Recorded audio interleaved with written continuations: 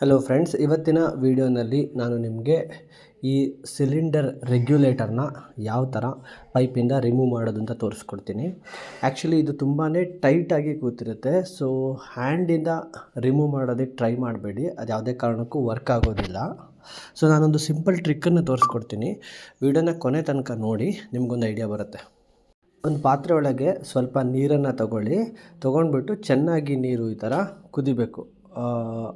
ಹಬೆ ಬರಬೇಕು ಹೊರಗಡೆಯಿಂದ. ಸೊ ಚೆನ್ನಾಗಿ ಹಬೆ ಬಂದ ನಂತರ ಸ್ಟವ್ನ ಬಂದ್ ಮಾಡಿ. ಸೊ ಬಿಸಿನೀರನ್ನ ತೊಗೊಳ್ಳಿ. ಅದಾದ ನಂತರ ಈ ಬಿಸಿನೀರನ್ನು ಈ ಜಾಯಿಂಟ್ ಏನಿದೆಯಲ್ಲ, ಪೈಪು ಮತ್ತು ರೆಗ್ಯುಲೇಟರ್ ಜಾಯಿಂಟು, ಆ ಜಾಯಿಂಟ್ ಹತ್ರ ಚೆನ್ನಾಗಿ ಹಾಕಿ.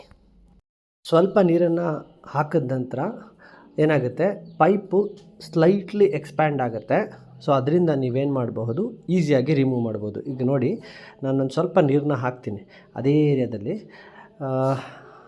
ನಂತರ ಜಸ್ಟ್ ಅದನ್ನ ಪುಲ್ ಮಾಡಿದ್ರೆ ಸಾಕು. ಈಗ ನೋಡಿ ನಾನು ಯಾವ ಥರ ಪುಲ್ ಮಾಡ್ತೀನಿ ಅಂತ.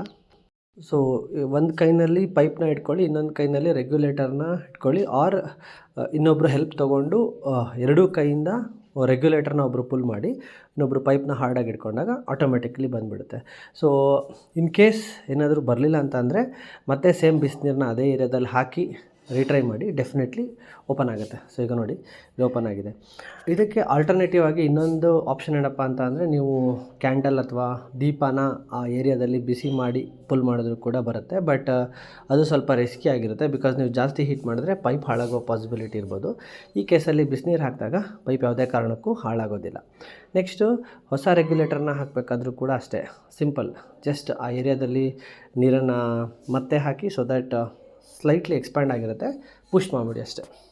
ಚೆನ್ನಾಗಿ ರೆಗ್ಯುಲೇಟರ್ನ ಪುಷ್ ಮಾಡಬೇಕಾಗತ್ತೆ. ಸೊ ಇನ್ನೊಬ್ಬರ ಹೆಲ್ಪ್ ತೊಗೊಂಡು ಸ್ವಲ್ಪ ಫೋರ್ಸ್ನ ಅಪ್ಲೈ ಮಾಡಿ ಕ್ಲೀನಾಗಿ ಪುಷ್ ಮಾಡಿದಾಗ ರೆಗ್ಯುಲೇಟರ್ ಒಳಗೆ ಹೋಗಿ ಕೂತ್ಕೊಳ್ಳುತ್ತೆ. ಯಾವುದೇ ಕಾರಣಕ್ಕೂ ಗ್ಯಾಸ್ ಅಥವಾ ಏನು ಲೀಕ್ ಆಗೋದಿಲ್ಲ. ಏನಾದರೂ ಸ್ಟಿಲ್ ನಿಮಗೆ ಪುಷ್ ಮಾಡೋದಕ್ಕೆ ಕಷ್ಟ ಆಗ್ತಿದೆ ಅಥವಾ ತುಂಬ ಹಾರ್ಡ್ ಅನ್ನಿಸ್ತಿದೆ ಅಂತ ಅಂದರೆ, ಮತ್ತೆ ಆ ಏರಿಯಾದಲ್ಲಿ ಬಿಸಿನೀರನ್ನ ಹಾಕ್ಬಿಟ್ಟು ಮತ್ತೆ ರೊಟೇಟ್ ಮಾಡೋದಕ್ಕೆ ಟ್ರೈ ಮಾಡಿ. ಸೊ ಡೆಫಿನೆಟ್ಲಿ ರೆಗ್ಯುಲೇಟರ್ ಕರೆಕ್ಟಾಗಿ ಹೋಗಿ ಫಿಕ್ಸ್ ಆಗುತ್ತೆ. ಸೊ ರೆಗ್ಯುಲೇಟರ್ ಪೈಪ್ ಜೊತೆಗೆ ಒಂದು ಈ ಥರದ ಥ್ರೆಡ್ ಬಂದಿರುತ್ತೆ, ಅದನ್ನ ಎಡ್ಜಿಗೆ ತೊಗೊಂಬಂದ್ಬಿಟ್ಟು ಸ್ಕ್ರೂನ ಚೆನ್ನಾಗಿ ನೀವು ಟೈಟ್ ಮಾಡಿದಾಗ ಪೈಪು ಮತ್ತಷ್ಟು ಸ್ಟ್ರಾಂಗ್ ಆಗುತ್ತೆ. So that zero gas leakage ಇರುತ್ತೆ. ಇದರಿಂದ ಕರೆಕ್ಟಾಗಿ ರೆಗ್ಯುಲೇಟರ್ ನಿಮ್ಮ ಪೈಪಿಗೆ ಫಿಟ್ ಆಗಿರುತ್ತೆ. ಐ ಹೋಪ್ ಫ್ರೆಂಡ್ಸ್, ನಿಮಗೆ ಈ ವಿಡಿಯೋ ಇಷ್ಟ ಆಗಿದೆ ಅಂತ ಅಂದ್ಕೊತೀನಿ. ಇಷ್ಟ ಆಗಿದ್ದರೆ ದಯವಿಟ್ಟು ಲೈಕ್ ಹಾಗೂ ಶೇರ್ ಮಾಡಿ ಅಂತ ಹೇಳ್ತಾ ಇವತ್ತಿನ ವಿಡಿಯೋನ ಮುಗಿಸ್ತಾ ಇದ್ದೀನಿ. Thanks for watching.